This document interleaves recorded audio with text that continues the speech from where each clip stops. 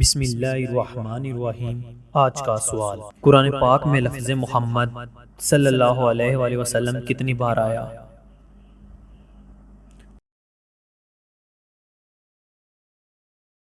جواب 4 بار۔ بسم اللہ الرحمن الرحیم، شروع اللہ کے نام سے جو بڑا مہربان نہایت رحم کرنے والا ہے۔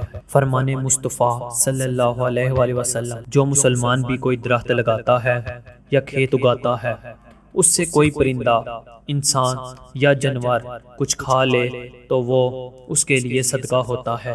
مروی ہے کہ ایک شخص نے بارگاہ رسالت میں حاضر ہو کر عرض کی، یا رسول اللہ صلی اللہ علیہ وآلہ وسلم، مجھے ایسا عمل بتائیے جس پر عمل کر کے میں جنت میں داخل ہو جاؤں۔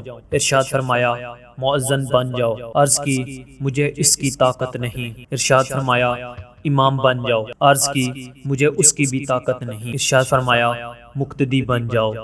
بغیر علم کے فتویٰ دینا۔